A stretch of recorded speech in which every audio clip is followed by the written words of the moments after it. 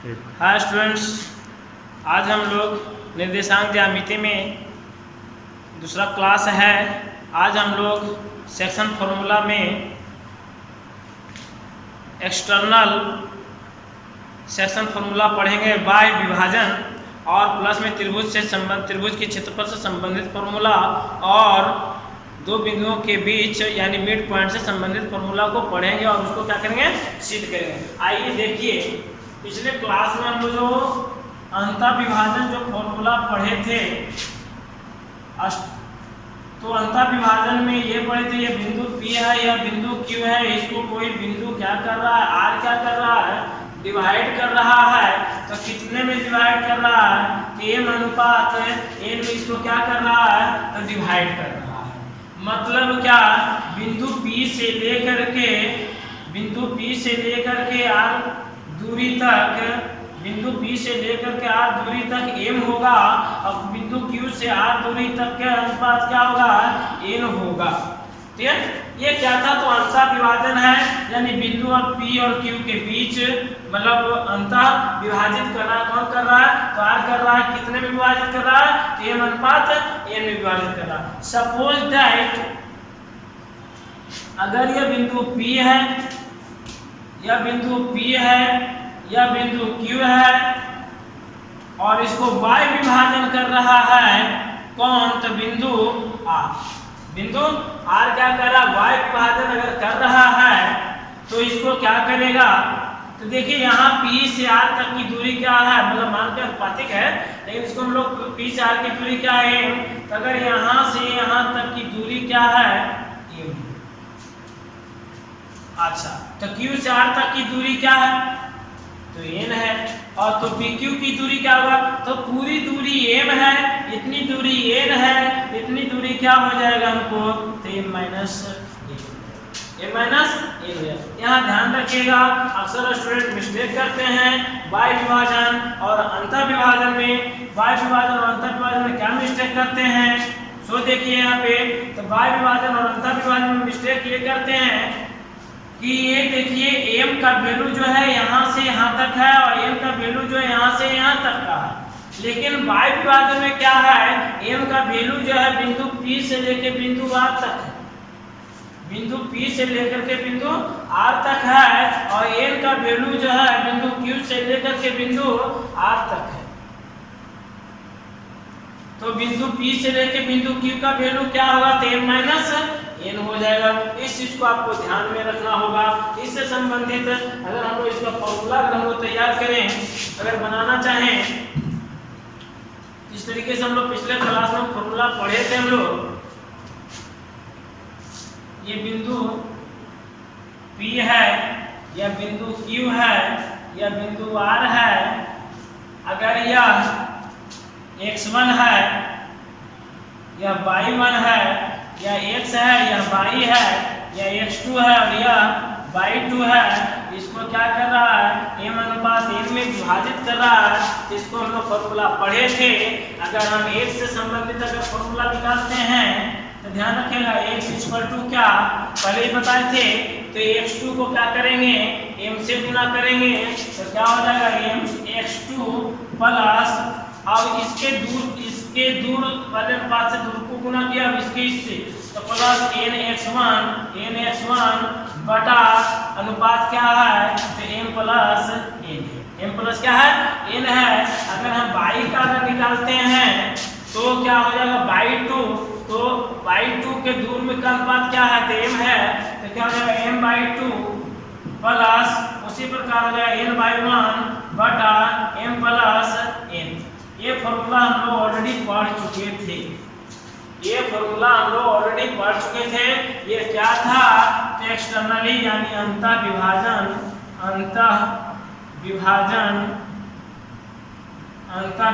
सूत्र था। इसी तरीके से आइए हम लोग बाय विभाजन का भी सूत्र याद करते हैं। अगर यह बिंदु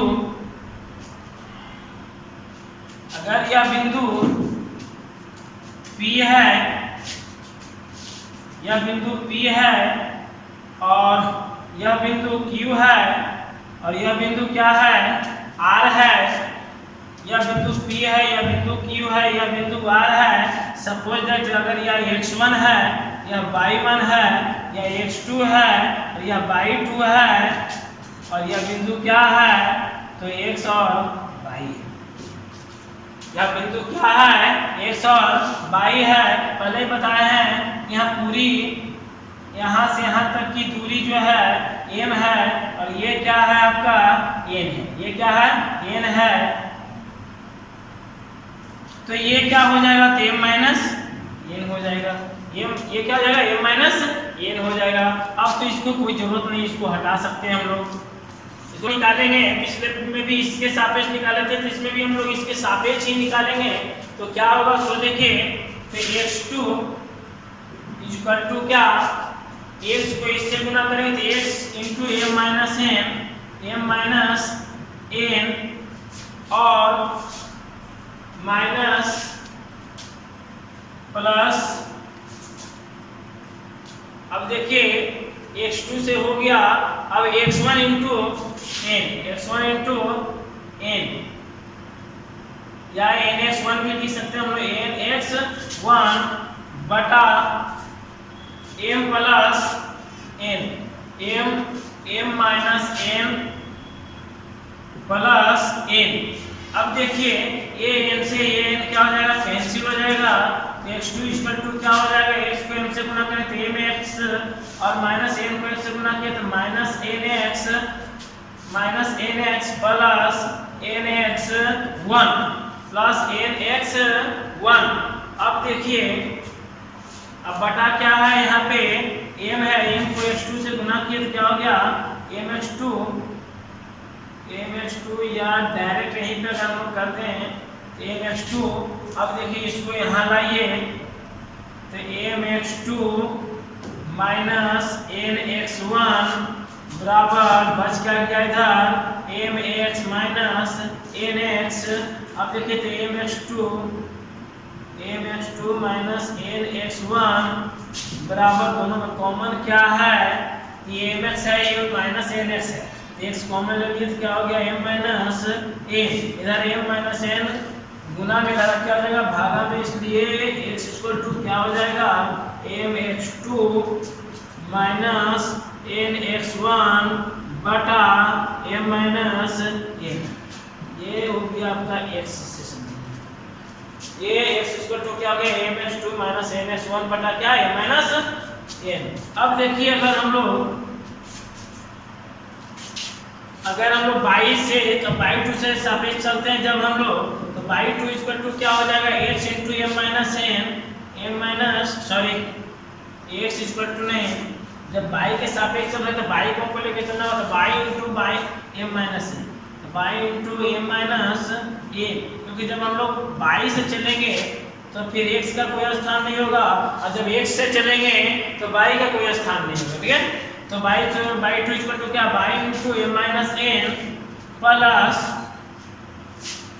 y1 इंटू n तो क्या हो जाएगा n बाई 1 बटा m प्लस n। तो m बराबर क्या है तो m माइनस n है अब प्लस क्या n क्या हो गया कैंसिल हो गया।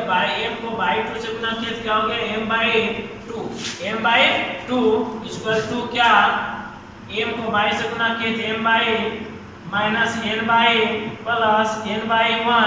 अब इसको इधर लाइए तो m by 2 minus n by 1 बराबर y कॉमन ले लिए तो क्या हमको मिल गया m माइनस n। अब देखिए इधर y है इसलिए y इक्वल टू क्या हो जाएगा इधर गुना में इधर क्या होगा भागा में तो m by 2 minus n by 1 बटा m माइनस n।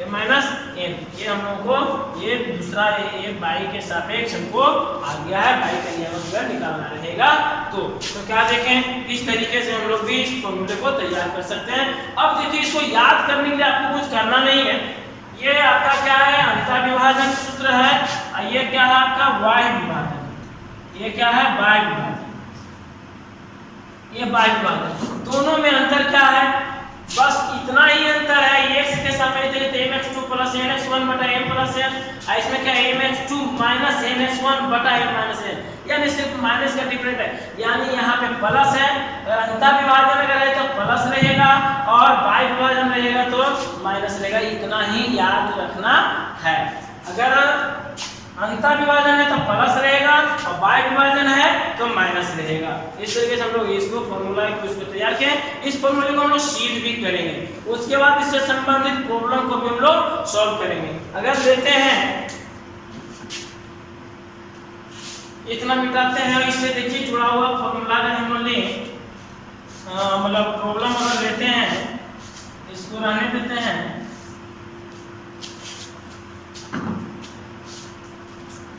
प्रॉब्लम ए अगर बिंदु बी 5,-2 क्यू 9,6 हो और इसका अनुपातिक करता है 3:1 के अनुपात में क्या करता है, बांटता है। अब कहे कि इसको अंतर विभाजन और बाई विभाजन दोनों में बताइए, हमको 122 का मान ज्ञात करिए।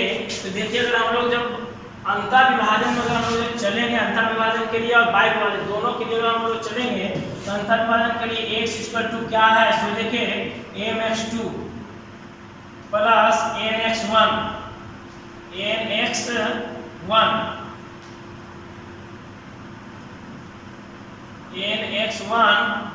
बटा m plus n comma by क्या हो जाएगा, तो m/2 प्लस n/1 बटा m प्लस n। ये क्या अंतर विभाजन अगर है तो अगर हम देखते हैं अंतर विभाजन में m बराबर क्या है, तो 3 है, तो 3 और x2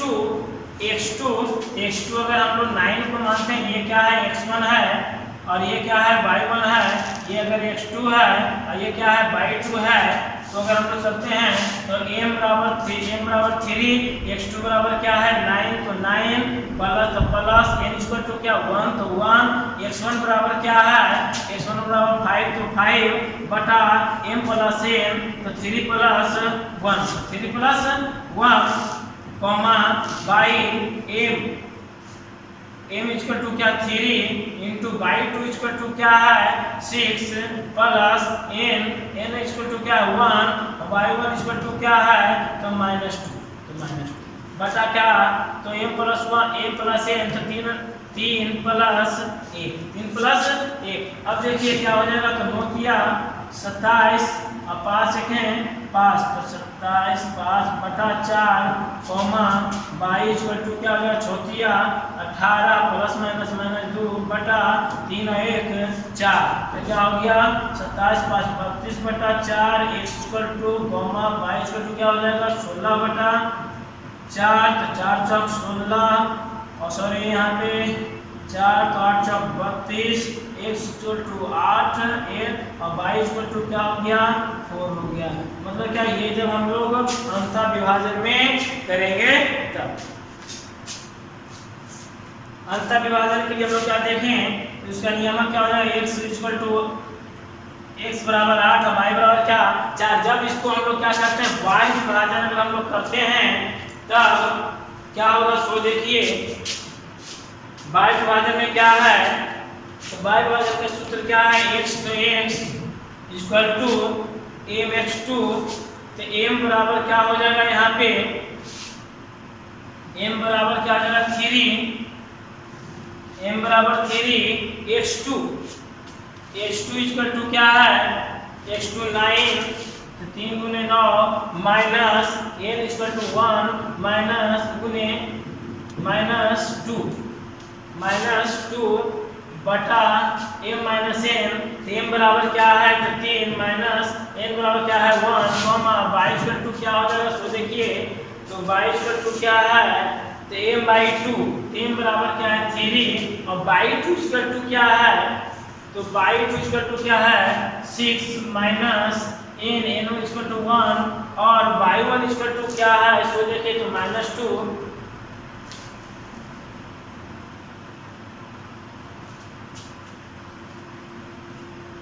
y1 इक्वल टू क्या है -2 यहाँ पे थोड़ा सा मिस्टेक किए हैं x1 इक्वल टू क्या x1 इक्वल टू क्या है तो 5 है x1 इक्वल टू क्या है तो 5 है ठीक है।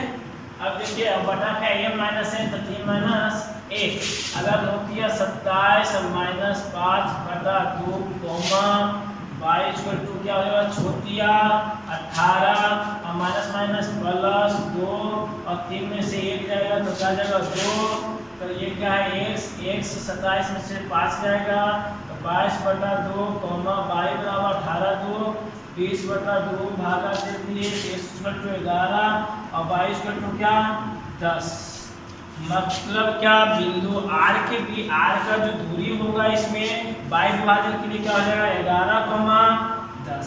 इस तरीके से हम लोग क्या कर सकते हैं इसी प्रॉब्लम को सॉल्व कर सकते हैं। इसी तरीके का आप लोगों का क्वेश्चन बुक में भी है एग्जाम में पूछे जाते हैं। अगर क्वेश्चन दे दिया जाएगा कि बिंदु P ये है बिंदु Q इतना है तो इसका अंतर विभाजन और y विभाजन का पॉइंट जो है उसका नियम क्या करें ज्ञात करें तो हम लोग ज्ञात कर सकते हैं इन फॉर्मूलों के सहायता से। अब हम लोग क्या करेंगे कि y विभाजन के फॉर्मूला को क्या करेंगे हम लोग सिद्ध करेंगे। ये जो हम लोग फॉर्मूला जो लाए हैं a इक्वल टू क्या mx2 माइनस nx1 बटा m माइनस n और y equal to m/2 minus n/1 बटा m माइनस n जो फॉर्मूला है ये आया कहाँ से ये हम गलत तो नहीं लिखे हैं ये कहीं उड़ करके तो नहीं आया है। इसको हम लोग जांच करेंगे सिद्ध करेंगे ठीक है। आइए हम लोग y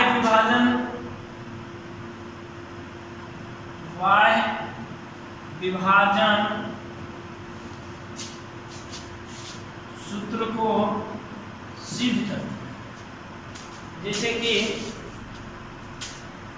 कोई पॉइंट हम यहाँ देते हैं पहले भी हम लोग पढ़ चुके हैं। अगर यह बिंदु क्या है P है यह बिंदु P है थोड़ा सा और देखते हैं यह बिंदु क्या है P है यह बिंदु क्या है Q है और यह बिंदु क्या है तो R यह बिंदु क्या है। अगर P से लेके R तक की दूरी अगर m है और Q से R तक की दूरी अगर m के अनुपात में m के अनुपात में है अगर इसको हम लोग इस तरीके से कर सकते हैं।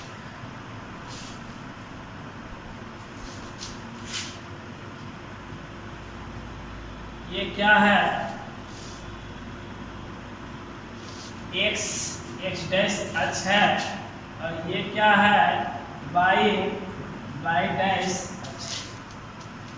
इस पे हम क्या करते हैं लंब डालते हैं। इस पे क्या करते हैं हम x अक्ष पर क्रमशः p q r बिंदु से लंब डालते हैं और इसको भी हम लोग इस तरीके से बिंदु p q r से क्रमशः y अक्ष पर भी हम लोग लंब डालते हैं। क्रमशः y अक्ष से भी क्या करते हैं हम लोग ठीक है। अगर सपोज दैट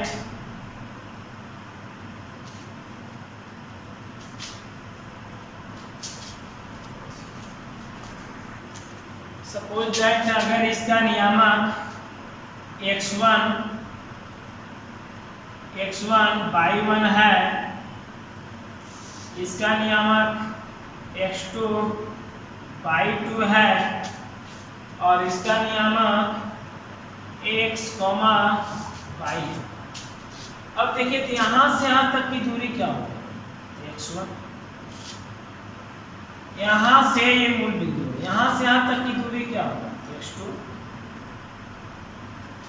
यहाँ से यहाँ तक की दूरी क्या होगी x यहाँ से यहाँ तक की दूरी क्या होगा तो y1 यहाँ से यहाँ तक की दूरी क्या होगा, तो बाई 2।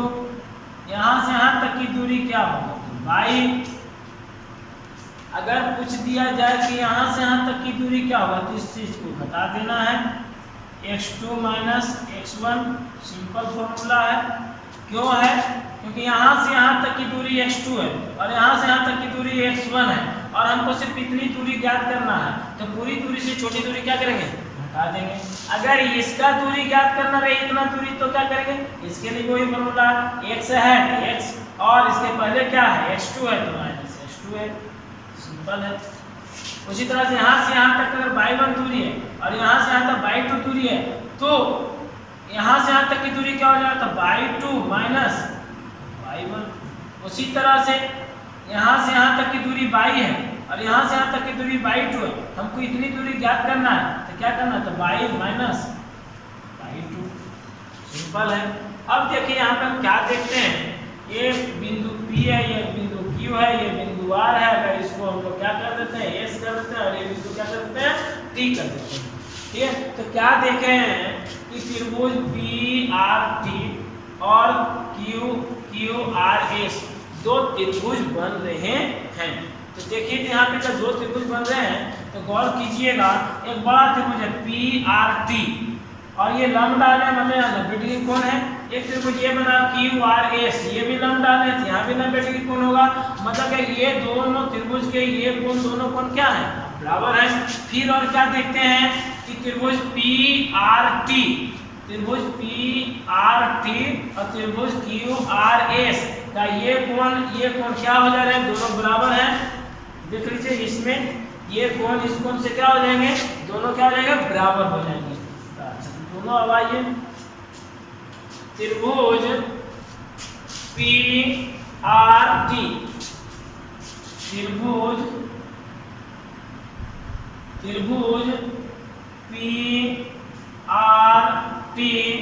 समरूप होंगे इसके, तो त्रिभुज QRS किसके हिसाब से होंगे, तो देख रहे हैं कि ये बड़ा त्रिभुज PRT का ये कोण और छोटा त्रिभुज QRS का ये कोण, दोनों कोण एक दूसरे के बराबर हैं। और बड़ा त्रिभुज का ये कोण PRT का ये कोण और छोटा त्रिभुज का QRS का ये कोण, दोनों एक दूसरे के कोण के क्या है, बराबर हैं इसके हिसाब से। अब देखिए तो किसके हिसाब से, तो एंगल C, कौन से क्या हो गए, तो समरूप हो गए। तो जब ये समरूप हो जाते हैं तो फलतः इनकी संगत भुजाएं क्या होती है, समानुपाती हो जाती है। तो हम लिखेंगे फलतः इनकी संगत भुजाएं समानुपाती होगी। जब इनकी संगत भुजाएं समानुपाती हो जाएगी तो इस त्रिभुज के लिए, इस बड़ा त्रिभुज के लिए कर्ण क्या है, तो PR है। बड़ा त्रिभुज के लिए कर्ण क्या है, तो PR है बटा छोटा त्रिभुज के लिए कर्ण क्या है, तो QR है। छोटा त्रिभुज के लिए कर्ण क्या है, तो QR है। छोटा त्रिभुज के लिए कर्ण क्या है, QR है। चलिए, बड़ा त्रिभुज के लिए भुजा क्या है, तो आधार क्या है, तो PT है। और छोटा त्रिभुज के लिए भुजा क्या है, आधार क्या है, तो QS है। बड़ा त्रिभुज के लिए लंब क्या है, तो RT है, RT। छोटा त्रिभुज के लिए लंब क्या है, तो RS है, RS हो गया। अब देखिए PR, P से R की लंबाई क्या है, तो M है। चलिए तो M ले लिए बटा QR, तो QR की लंबाई क्या है, तो N है। चलिए PT, P से T की लंबाई, यानी यहां से यहां तक की लंबाई हमको पूछ रहा है, तो पूरी यहां से यहां तक की लंबाई अगर हमको पूछ रहा है तो मतलब क्या, ये लंबाई हमको घटाना होगा। हम लोग लिख सकते हैं क्या, x माइनस x। पूरी लंबाई से यहां तक की लंबाई x है और यहां से यहां तक की लंबाई x1 है, कितनी लंबाई क्या होगा, तो x से हम लोग क्या करेंगे, x1 को घटा देंगे तो क्या हो जाएगा, तो x माइनस x1। तो PT की लंबाई क्या हो गया, x minus x1। QS QS की लंबाई, QS की लंबाई क्या है? तो x माइनस x2 बराबर RT, इस पूरे लंबाई क्या है? कितनी लंबाई हमसे पूछ रहा है? इतनी लंबाई यहाँ से यहाँ तक y1 है और यहाँ से यहाँ तक की लंबाई y है और हमको इतनी लंबाई पूछ रहा है, तो y1 घटाना होगा कितना से तक? पूरी दूरी से। पूरी दूरी क्या है? तो y है, तो y जब है पूरी दूरी y है और घटाना क्या है? तो y1 है, तो माइनस कर देंगे y1। यानी कहने का मतलब है RT की दूरी क्या हो गया? y minus y1। अब RS इतनी दूरी पूछ रहा है, कितनी दूरी क्या है? y माइनस y2, तो y माइनस y2 फर्स्ट हो गया। अब देखिए इसको हम लोग करेंगे क्या बारी बारी से। प्रथम पद एवं प्रथम भाग एवं दूसरा भाग लेने। अब देखिए तो प्रथम भाग क्या है? तो m/n है। दूसरा भाग क्या है? तो x माइनस x1 बटा x माइनस x2 है।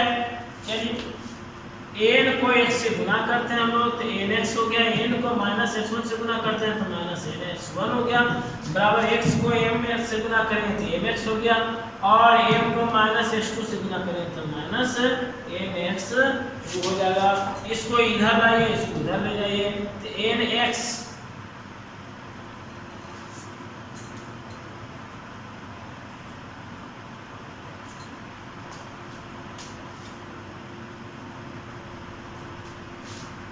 इसको इधर लाइए, इसको उधर ले जाइए, ठीक है।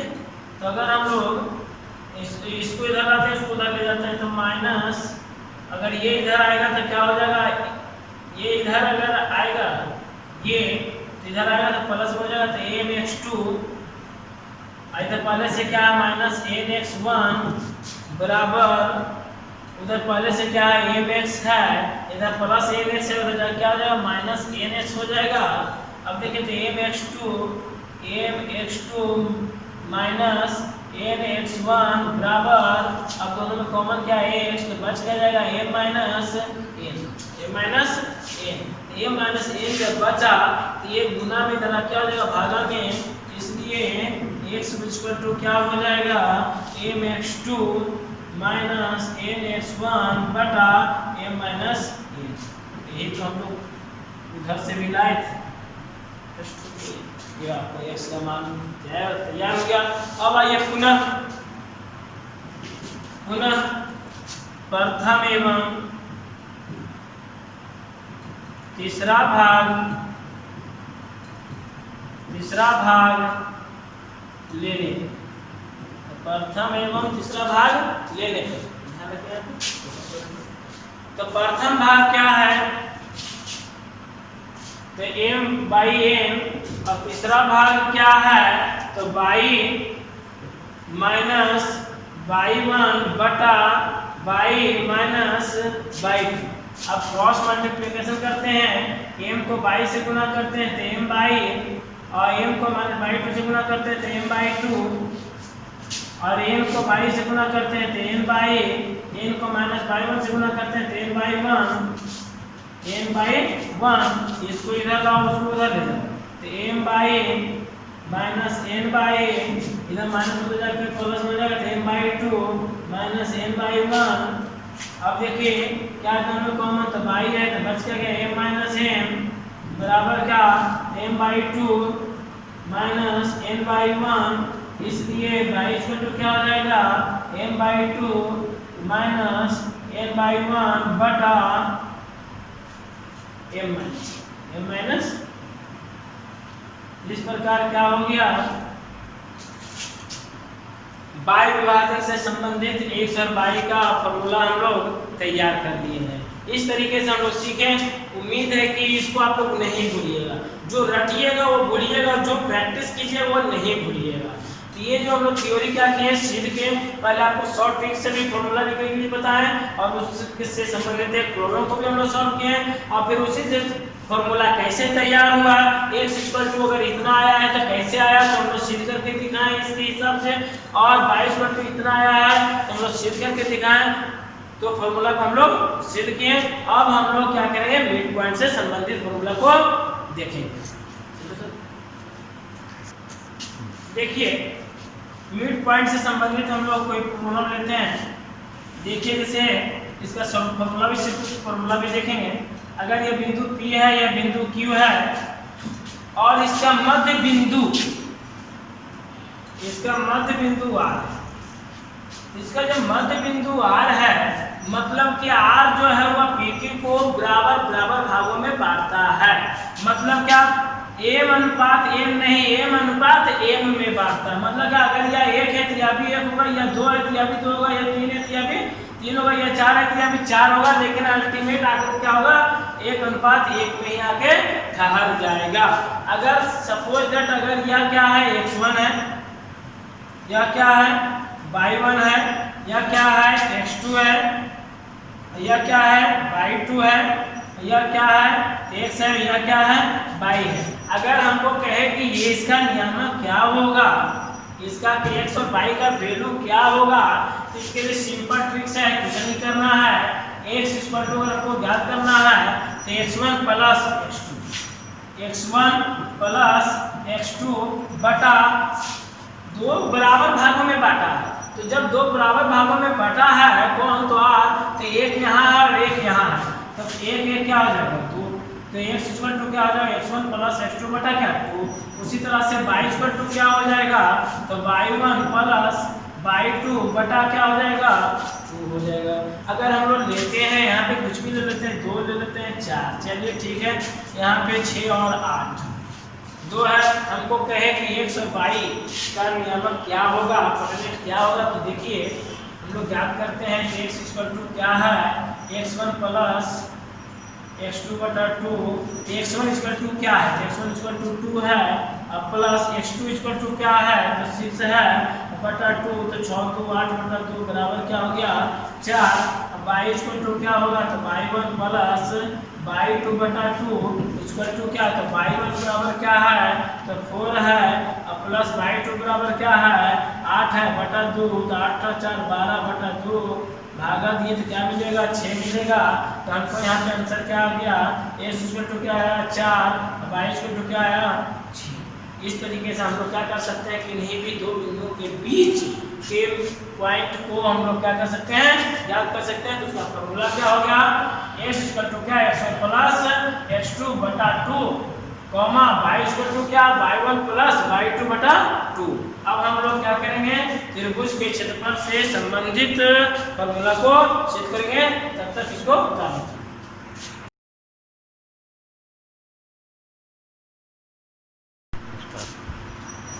त्रिभुज से क्षेत्रफल के संबंधित फॉर्मूला हम लोग तैयार करते हैं। तो उसके लिए क्या करते हैं, तो देखिएगा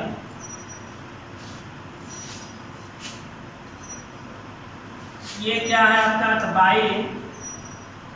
बाई डैश अच्छा है, और ये क्या है आपका x डैश अच्छा, ठीक है। अब इसको हम लोग त्रिभुज, अगर यह बिंदु A है, यह बिंदु B है, यह बिंदु C, तीनों को क्या करते हैं, मिला। तो अगर यह A है, यह B है, यह क्या है, C है, तो अगर यह इसके नियामक क्या है, तो x1 y1, इसके क्या है, तो x2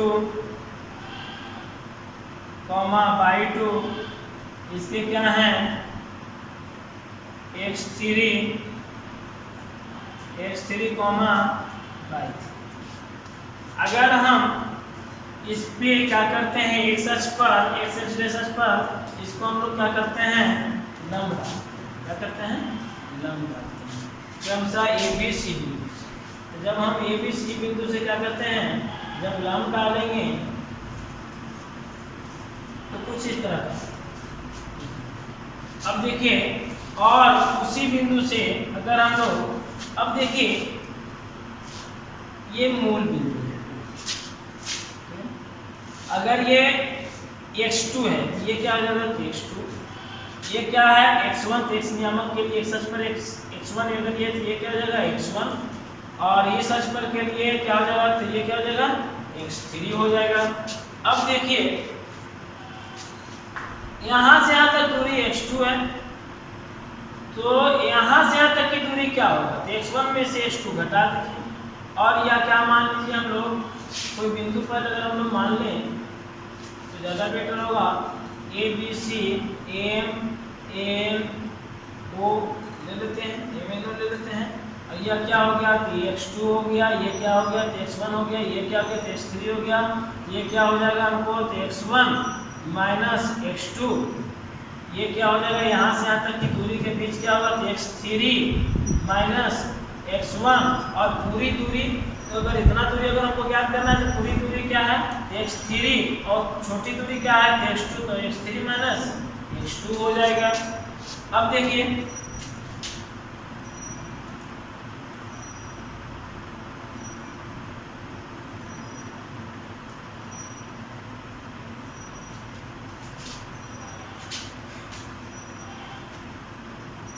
यहाँ से यहाँ तक की दूरी है y2,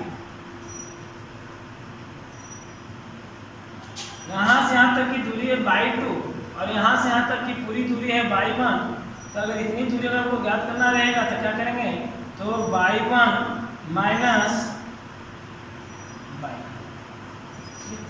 अब देखिए ज्ञात करना है तो हमको इतना त्रिभुज का ये क्षेत्रफल ज्ञात करना है, त्रिभुज का ABC का क्षेत्रफल ज्ञात करना है। इसके लिए हम लोग क्या देख रहे हैं, एक समलंब चतुर्भुज का क्षेत्रफल ये हो रहा है, समलंब चतुर्भुज का क्षेत्रफल ये हो रहा है। अच्छा, फिर एक चतुर्भुज ये क्षेत्रफल है। चलिए तो आइए हम लोग त्रिभुज ABC का क्षेत्रफल अगर ज्ञात करें तो क्या हो जाएगा, तो समलंब चतुर्भुज ABMN का क्षेत्रफल, समलंब चतुर्भुज ABMN का क्षेत्रफल प्लस समलंब चतुर्भुज ANOC का समलंब चतुर्भुज ANOC का क्षेत्रफल। ठीक है, तो ये पूरा क्षेत्रफल हम ले, तो पूरा क्षेत्रफल से जब हम इतना क्षेत्रफल घटाएंगे तब ना हमको त्रिभुज का क्षेत्रफल बचेगा। तो माइनस BMOC का चतुर्भुज माइनस चतुर्भुज BMOC का क्षेत्रफल। अब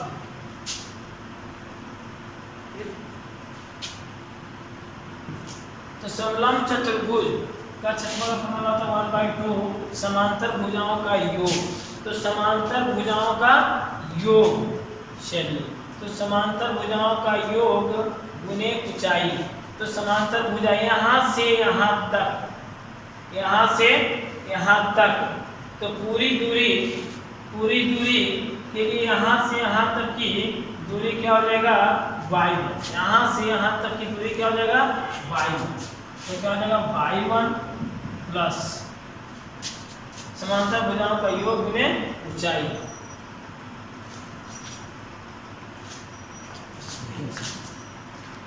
समांतर भुजाओं का योग, तो समांतर भुजाओं का योग, तो समांतर भुजाओं का योग अगर हम थोड़ा सा ऐसे करके अगर चले, समांतर भुजाओं का योग तो AN प्लस BM इंटू ऊंचाई क्या है, ये है ऊंचाई क्या है, ये है। तो अगर इसको हम लोग MNO इसको बिंदु क्या कर लें P, तो ये क्या हो जाएगा BP, ये क्या हो जाएगा BP, ये क्या हो जाएगा BP प्लस 1/2 फिर त्रिभुज इसके लिए समलंब चतुर्भुज इसके लिए तो ANOC, तो क्या हो जाएगा समांतर भुजाओं का योग, तो क्या हो जाएगा AN प्लस ओसी इंटू ऊंचाई, तो ऊंचाई क्या आ जाएगा, तो पीसी, ऊंचाई क्या आ जाएगा, पीसी माइनस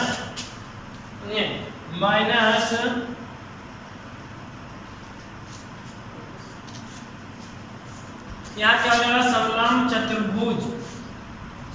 चतुर्भुज BMOC, समलंब चतुर्भुज तो क्या हो जाएगा, समांतर भुजाओं का योग गुने ऊंचाई, तो समांतर भुजाओं का योग गुने ऊंचाई, तो समांतर भुजा क्या हो गया, ये यहाँ से यहाँ, ये क्या आपका, तो /3 और ये क्या हो गया, /2, तो हो जाएगा, तो /2 इक्वल टू क्या, तो BM, तो 1/2 into BM plus OC into ऊंचाई क्या हो जाएगा, OM, ऊंचाई क्या हो जाएगा, OM। अब देखिए 1/2 थोड़ा सा इधर ले लेते हैं, 1/2 AN A से लेके N के बीच की दूरी, A से लेके N के बीच की दूरी, यहाँ से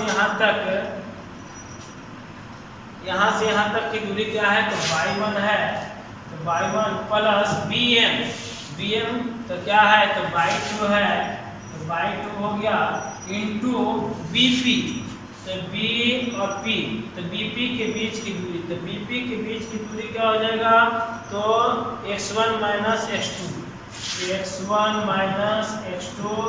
प्लस 1/2 AN इक्वल टू क्या, तो y1 plus OC equal to क्या, तो /3 इंटू BC, P और C इसके बीच की दूरी क्या है, x3 माइनस x1, तो x3 माइनस क्या हो गया, x1 माइनस 1/2 BM,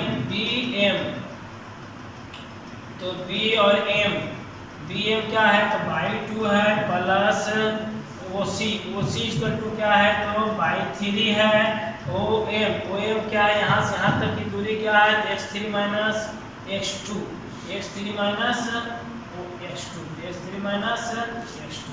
अब देखिए तो यहाँ पर 1/2 क्या करते हैं हम लोग, अगर कॉमन लेते हैं,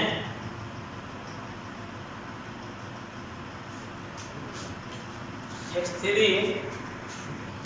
1/2 क्या करते हैं, कॉमन लेते हैं, उसके बाद क्या करते हैं, y1 को x1 से गुना करते हैं, तो x1 इंटू y1 y2 को x से गुना करते हैं, तो x1 y2, अब इसको इससे गुना कीजिए, तो minus x2 y1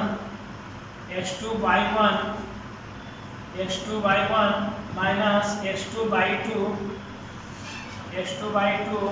plus y1 को x3 से गुना करेंगे, तो y1 x3 x1 minus x1 y1, अब इसको y1 को x3 से गुना किया, तो y1 x3, y1 को माइनस x1 से गुना कर दिया, तो माइनस x1 y1, अब क्या करना होगा, y3 को x3 से गुना करेंगे, हो जाएगा x3 y3, और y3 को हम माइनस x1 से गुना करेंगे, तो हो जाएगा क्या, माइनस x1 by3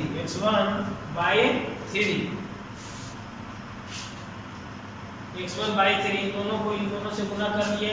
अब इसमें आ जाइए, माइनस, तो माइनस अब देखिए y2 को ऑलरेडी कॉमन ले चुका, y2 को x3 से गुना किए, तो y2 को जब x3 से गुना करेंगे, तो x3 y2 x3 plus y3 x3, अगर हम लोग साइन डायरेक्ट चेंज भी करते जाते हैं, तो ये माइनस हो जाएगा, तो ये भी क्या हो जाएगा, सबका माइनस हो जाएगा, y3 x3, अच्छा उसी तरह से y2 को x3 से गुना किया, तो y2 x3 y3 को x3 से गुना किया, तो माइनस y3 x3, अब y2 को माइनस, तो माइनस क्या हो जाएगा, प्लस हो जाएगा, तो y2 को x2 से गुना करें, तो x2 by2, और y3 को x2 से गुना करेंगे, तो क्या हो जाएगा x2/3। ये क्या होगा इस तरीके से। अब हम लोग देखते हैं इसमें क्या करता है और क्या नहीं करता है। अगर 1/2 ये x1/1 देखते हैं कहीं पर है या नहीं है। x1/1 यहाँ पे है। चलिए ये माइनस में और ये प्लस में, ये क्या हो गया कैंसिल हो गया। अब देखिए यहाँ पे x1/2 है, x1/2 है तो x1 कहीं पे है, x1 यहाँ पर है लेकिन ये /3 है, x1 कहीं पर है तो नहीं है, इसको हम लोग लिख देंगे x1/2। अब देखिए x2/1 तो यहाँ पे है x2 है लेकिन ये क्या है y1 है, नहीं चलेगा हमको। चलिए तो माइनस क्या हो जाएगा x2/1। अब देखिए x2/2 यहाँ पे। चलिए x2 यहाँ पे y2 यहाँ पे है, ये माइनस में ये प्लस में, क्या हो गया ये कैंसिल हो गया। ठीक है। अब देखिए यहाँ पर y1 है, कहीं y1 है क्या, y1 नहीं, तो हम लोग लिखेंगे क्या y1 इंटू x3 ठीक है। अब देखिए ये y1 इंटू x3 हो गया। अब आइए ये x3 इंटू y3 कहीं पर है, x3 इंटू y3 ये माइनस में है और ये प्लस में, तो क्या हो जाएगा कैंसिल हो जाएगा। ये माइनस x1 और y3 है तो माइनस x1/3 तो नहीं, तो माइनस x1/3 ये भी यूज हो गया। अब देखिए x3/2 ये x3 है, ये x3 इंटू y2 है तो माइनस x3/2 माइनस x2/3 1/2। अब देखिए तो क्या हो गया, इसको हम लोग थोड़ा सा आसान करते हैं या एक लाइन बढ़ा देते हैं। ठीक है, इसको हम लोग ऐसा करते हैं x1/2 माइनस x1/3 ठीक है प्लस। अब देखिए x2/3, अब इससे जो है by3 वाला फॉर्म कौन सा है, ये है, तो ये हम by3 वाला फॉर्म ये भी है, x2 और y3, तो x2 और y3 तो x2/3 माइनस y1, तो y1 क्या है ये हो जाएगा, तो x2 और y1 इसको हम कॉमन ले लिए, इन दोनों को कर लिए। अब क्या बचा हमको, ये बचा हमको, तो x3/1 माइनस x3/2 इस तरीके से। अब देखिए ये आसान हो जाएगा हम लोग के लिए 1/2। अब देखिए इन दोनों में क्या है कॉमन, x1 कॉमन है तो बच क्या गया, तो y2 माइनस y3 प्लस इन दोनों में क्या है कॉमन, इन दोनों में कॉमन देखते हैं तो x2 है, बच क्या गया, तो y3 माइनस क्या y1 प्लस इन दोनों में कॉमन क्या है, तो x3 कॉमन है, बच क्या गया हमको y1 माइनस क्या y2। इस तरीके से हम लोग क्या कर लिए, इस फॉर्मूले को हम लोग सिद्ध कर लिए। यहाँ पे आप ध्यान रखिएगा, इसको याद करने का तरीका क्या है, त्रिभुज ABC का क्षेत्रफल या जो भी हो, त्रिभुज ABC का क्षेत्रफल, त्रिभुज ABC का क्षेत्रफल इसका क्या 1/2 x1 into y2 minus y3। फिर अगला क्या आएगा, ये x1 है क्या x2, इससे अपर y3 तो y3 हो जाता है, तो y3 के बाद क्या रिवर्स में चलोगे तो y1, तो y3 माइनस y1 और x2 के बाद क्या है x3। ठीक है, और ये y1 था तो ये भी y1, तो y1 माइनस y2। इस तरीके से हमने क्या किया, फॉर्मूला तैयार कर लिया। त्रिभुज से क्षेत्रफल से त्रिभुज के क्षेत्रफल निकालने से संबंधित फॉर्मूला क्या हो गया, 1/2 x1 into y2 minus y3 plus x2 into y3 minus y1 plus x3 into y1 minus y2। आइए अब हम लोग इससे संबंधित एक छोटा सा प्रॉब्लम देखते हैं। देखिए कॉलम ये कहता है त्रिभुज का क्षेत्रफल ज्ञात करें यदि उसके शीर्ष दिए हो, शीर्ष के नियामक दिए हो, तो दिया हुआ है कि ना 3, -4, 7, 5 -1, 10। सपोज दैट अगर इसको हम लोग x1/1 अगर माने, इसको हम लोग x2/2 अगर माने, इसको अगर हम लोग x3/3 अगर हम लोग माने, तो फॉर्मूला क्या है? सो देखिए त्रिभुज ABC का क्षेत्रफल इक्वल टू क्या 1/2 क्या, तो x1 × 2 - 3 plus x2 equal to × 3 minus 2 3 minus sorry 3 minus 1 और प्लस x3 इंटू ये क्या हो जाएगा 1 माइनस 2। अब देखिए जैसे जैसे कहता है उससे हम लोग रखते हैं 1/2 x1 इक्वल टू क्या है तो 3/2 इक्वल टू क्या है तो 5 माइनस 3 इक्वल टू क्या है 10 तो 10 प्लस x2 इक्वल टू क्या है तो 7/3 क्या है सो देखिए तो 10 माइनस 1 क्या है तो -4 तो -4 ठीक है प्लस x3 क्या है x3 क्या है तो -1 तो -1/1 क्या है तो -4 तो -4 -/2 क्या है तो 5/2 क्या है 5। अब देखिए 1/2 -10 में से 5 जाएगा तो -5 बचेगा, -5 को 3 से गुना करें तो -15 हो जाएगा। अब प्लस 7 तो 7 10 अब माइनस क्या हो जाएगा +4 प्लस -1 अब -4 और -5 तो -9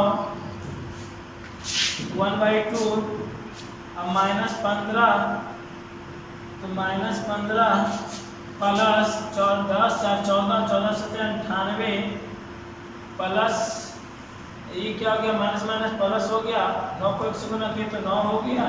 इस तरीके से तो 1/2 अब देखिए तो ये 98 9 107 -15 तो 1/2 107 में से 15 जाएगा तो 92 बचेगा और इससे इसमें भागा देंगे तो 46 इस प्रकार हमको 46 तो अब हमको क्या हो गया तो त्रिभुज का क्षेत्रफल निकल गया। इस तरीके से हम लोग क्या कर सकते हैं त्रिभुज का क्षेत्रफल से निकालने से संबंधित। तो इस चैप्टर में हम लोग क्या देखें कि विभाजन सूत्र से संबंधित सबसे पहले हम लोग दूरी सूत्र का फॉर्मूला हम लोग सीखें, उसके बाद क्या विभाजन सूत्र में क्या अंतर विभाजन और बाह्य विभाजन, फिर इसी के अंतर्गत हम लोग मिड पॉइंट यानी मध्य बिंदु को निकालने के लिए हम लोग सीखे। उसके बाद क्या त्रिभुज के क्षेत्रफल निकालने से संबंधित फॉर्मूला हम लोग सिद्ध किए और उसी से संबंधित एक फॉर्मूला को लेकर हम लोगों ने क्या किया उसको देखे कि वो फॉर्मूला क्या है सटीक है या नहीं है, हम लोग उसको देखें और फॉर्मूला को सिद्ध किए। इस प्रकार फॉर्मूला को सिद्ध किए, इससे क्या होगा कि आप लोग कभी भूलिएगा नहीं। जो फॉर्मूला याद कीजिए वो भूल सकते हैं, लेकिन जब फॉर्मूला को आप उसको सिद्ध कीजिए तो आपके दिमाग में क्या हो जाते हैं बैठ जाते हैं। ठीक है, तो अगले क्लास में हम लोग प्रॉब्लम को लेकर के आएंगे।